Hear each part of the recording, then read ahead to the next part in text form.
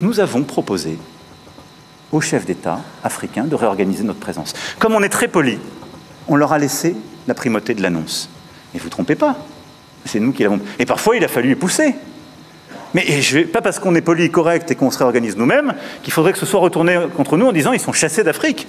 Je peux vous dire que dans bien de ces pays, on ne voulait pas enlever l'armée française ou même la réorganiser. Mais on l'a assumé ensemble.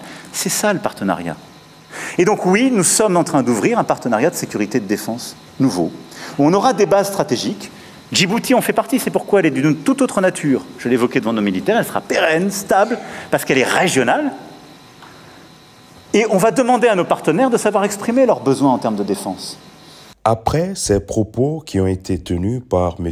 Emmanuel Macron, président actuel de la France, des propos concernant le retrait des bases militaires françaises dans les pays africains, notamment le Sénégal, la Côte d'Ivoire, le Tchad, des propos que M. Ousmane Sonko juge erronés et il est venu dans un post sur sa page officielle en disant ceci. Le président Emmanuel Macron a affirmé aujourd'hui que le départ annoncé des bases militaires françaises aurait été négocié entre les pays africains qui l'ont décrété et la France. Il poursuit en estimant que c'est par simple commodité et par politesse que la France a consenti la primeur de l'annoncer à ces pays africains.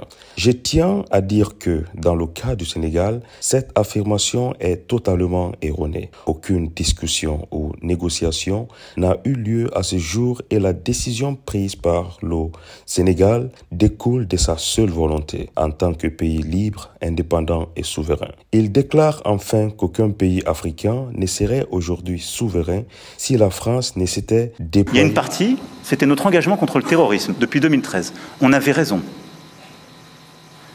Je crois qu'on a oublié de nous dire merci. C'est pas grave, ça viendra avec le temps. L'ingratitude, je suis bien placé pour le savoir, c'est une maladie non transmissible à l'homme. Mais je le dis pour tous les gouvernants africains qui n'ont pas eu le courage, vis-à-vis de leurs opinions publiques, de le porter, aucun d'entre eux ne serait aujourd'hui avec un pays souverain si l'armée française ne s'était pas déployée dans cette région. Et j'ai une pensée émue pour nos soldats qui, parfois, ont donné leur vie et pendant des années se sont battus. Nous avons bien fait. On est parti parce qu'il y a eu des coups d'État. Parce qu'on était là à la demande d'États souverains qui avaient demandé à la France de venir. À partir du moment où il y a eu des coups d'État, où les gens ont dit « notre priorité, c'est plus la lutte contre le terrorisme, c'est ceci ou cela, qu'importe », la France n'y avait plus sa place, parce que nous ne sommes pas les supplétifs de putschistes. Donc on est parti. Constatons que la France n'a ni la capacité ni la légitimité pour assurer à l'Afrique la sécurité et sa souveraineté. Bien au contraire, elle a souvent contribué à déstabiliser certains pays africains comme la Libye avec des conséquences désastreuses notées sur la stabilité et la sécurité du Sahel. C'est enfin le lieu de rappeler au président Macron que si les soldats africains, quelquefois mobilisés de force, maltraités et finalement trahis, ne s'étaient pas déployés lors de la Deuxième Guerre mondiale pour défendre la France, celle-ci serait peut-être aujourd'hui encore allemande. Ça, c'est les propos de M. Ousmane Sonko, président du PASTEF, Premier ministre actuel du gouvernement sénégalais. Mais je le dis pour tous les gouvernants africains qui n'ont pas eu le courage, vis-à-vis de leurs opinions publiques, de le porter, aucun d'entre eux ne serait aujourd'hui avec un pays souverain si l'armée française ne s'était pas déployée dans cette région. En écoutant M.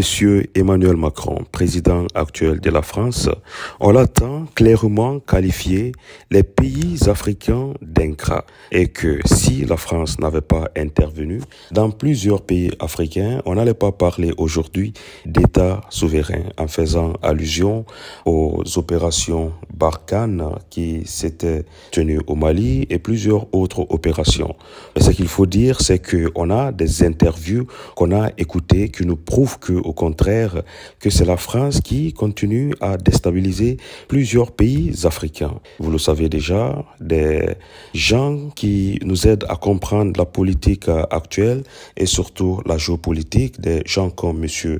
Franklin Nyamsi, n'arrêtent pas de nous dire quels sont les plans de ces gens et comment est-ce qu'ils cherchent à chaque fois à renverser la situation en se prenant pour des coupables. Je pense que la réponse de M. Ousmane Sonko, actuel Premier ministre du Sénégal, est une réponse de taille et c'est ce à quoi on s'attend de nos dirigeants africains. Si vous avez aimé cette réponse de M. Ousmane Sonko, n'oubliez pas de laisser un commentaire et surtout aussi cette sortie de M. Emmanuel Macron. Ça nous prouve à quel point qu'ils ont un mépris pour l'être noir et surtout pour le continent africain.